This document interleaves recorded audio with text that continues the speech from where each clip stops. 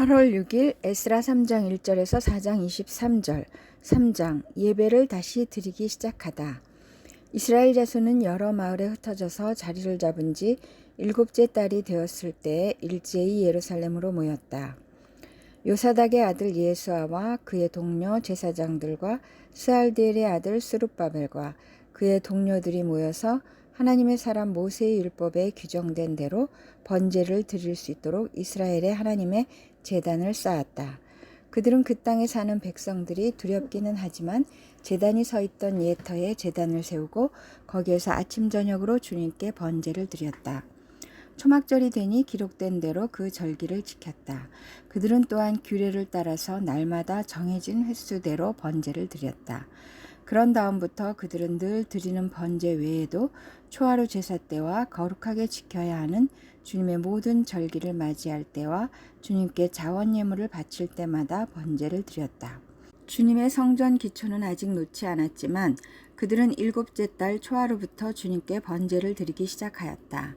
백성은 석수와 목수에게는 삭슬 주어서 일을 시키고 시돈 사람과 두로 사람에게는 먹을 것과 마실 것과 기름을 주어서 페르시아 왕 고레스가 그들에게 허락한 대로 레바논에서 백향목을 베어 바닷길로 욥바까지 띄워보내게 하였다.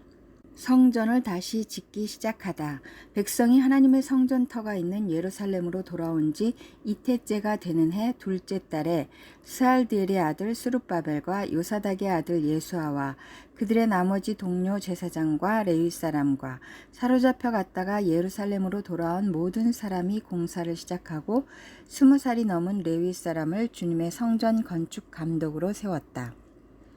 예수아와 그의 아들들과 친족과 호다위아의 자손 간미엘과 그의 아들들이 한마음 한뜻으로 하나님의 성전 짓는 일을 감독하였다.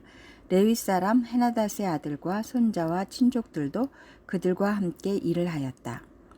집 짓는 일꾼들이 주님의 성전 기초를 놓을 때 예복을 입은 제사장들은 나팔을 들고 레위 사람 가운데서 아삽 자손들은 자바라를 들고 이스라엘 왕 다윗이 지시한 대로 저마다 주님을 찬양하려고 자기의 자리에 섰다. 그들은 서로 화답하면서 주님을 찬양하고 감사의 찬송을 불렀다. 주님은 어지시다. 언제나 한결같이 이스라엘을 사랑하신다. 주님의 성전 기초가 놓인 것을 본 온 백성도 목청껏 소리를 높여서 주님을 찬양하였다. 그러나 첫 성전을 본 나이 많은 제사장들과 레위 사람들과 가문의 우두머리들은 성전 기초가 놓인 것을 보고 크게 통곡하였다. 또 다른 쪽에서는 많은 사람들이 기뻐하며 즐거이 노래하였다. 환성과 통곡이 한데 뒤섞여서 소리가 너무나도 크고 시끄러웠다. 그 소리는 멀리서도 들을 수 있었으나 어느 누구도 환성인지 통곡인지 구별할 수 없었다. 4장 사마리아 사람의 방해. 유다와 베냐민의 대적은 사로잡혀 갔다가 돌아온 사람들이 주 이스라엘의 하나님의 성전을 짓고 있다는 말을 듣고서 스룹바벨과 각 가문의 우두머리들에게 와서 말하였다. 아시리아 왕 에살핫돈이 우리를 여기로 데려왔을 때부터 이제까지 우리도 당신들과 마찬가지로 당신들의 하나님을 섬기며 줄곧 제사를 드려왔으니 우리도 당신들과 함께 성전을 짓도록 하여 주시오. 스룹바벨과 예수아와 그 밖에 이스라엘 각 가문의 우두머리들이 그들에게 대답하였다. 당신들과는 관계가 없는 일이요. 주 우리의 하나님께 성전을 지어드리는 것은 우리가 할 일이요. 페르시아 왕 고레스가 우리에게 명령한 대로 주 이스라엘의 하나님의 성전을 짓는 것은 오로지 우리가 할 일이요. 이 말을 들은 그 땅 백성은 성전 짓는 일을 방해하여 유다 백성의 사기를 떨어뜨렸다. 그들은 고문관들을 매수하면서까지 성전을 짓지 못하게 하였다. 이러한 방해는 페르시아 왕 고레스가 다스리던 모든 기간뿐만 아니라 페르시아 왕 다리우스가 통치하던 때까지 이어졌다. 아하수에로가 왕위에 오르니 대적들은 유다 주민과 예루살렘 주민을 고발하는 글을 올렸다. 아닥사스다 때도 비슬람과 미드르닷과 다브엘과 그 밖의 동료 관리들이 페르시아의 아닥사스다 왕에게 글을 올렸다. 그 편지는 아람글로 적었고 번역이 되었다. 르움 사령관과 심세 서기관은 예루살렘 주민을 고발하는 상소문을 아닥사스다 왕에게 썼다.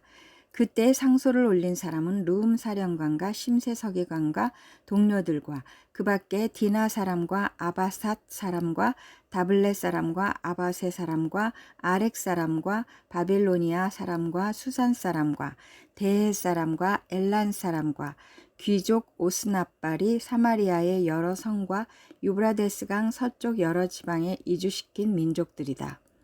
다음은 이들이 보낸 상소문의 내용이다. 유브라데스강 서쪽에 있는 신하들이 아닥사스다 임금님께 아뢰입니다. 임금님께서 다스리시는 여러 지방에 흩어져서 살던 유다 사람들이 우리가 사는 예루살렘으로 와서 자리를 잡고 범죄와 반역을 일삼던 악한 성읍 예루살렘을 지금 다시 세우고 있습니다. 기초를 다시 다지고 성벽을 쌓아 올리고 있습니다. 이 일을 임금님께 아뢰입니다. 성벽 쌓는 일이 끝나고 그 성읍이 재건되면 그들은 세금과 조공과 관세를 바치지 아니할 것이며 틀림없이 국고에 손해를 끼칠 것입니다. 나라에서 녹을 타먹는 우리로서 임금님께 불명예스러운 일이 미칠 일을 그냥 보고만 있을 수 없어서 이렇게 상소문을 올려서 임금님께 아뢰입니다. 조상이 남기신 기록들을 살펴보시면 임금님께서도 바로 이 성읍이 반역을 일삼던 곳이었음을 아시게 될 것입니다. 예로부터 이곳에서는 반란이 자주 일어나서 임금님들을 괴롭히고 다른 여러 지방에까지 피해를 입혔습니다. 이 성읍을 없애버린 것은 바로 그러한 반역 때문입니다. 이 성읍이 재건되고 성벽 쌓는 일이 끝나면 임금님께서는 유브라데스강 서쪽 지역을 잃게 되신다는 것을 아뢰는 바입니다.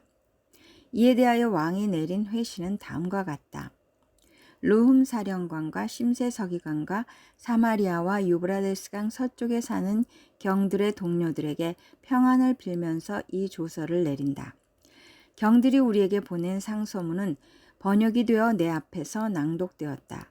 그것을 듣고서 조사해보니 과연 그 성읍 사람들은 예로부터 왕실의 권위에 반기를 들어왔으며 그곳이 반란을 일으키는 자들의 소굴이었음이 밝혀졌다.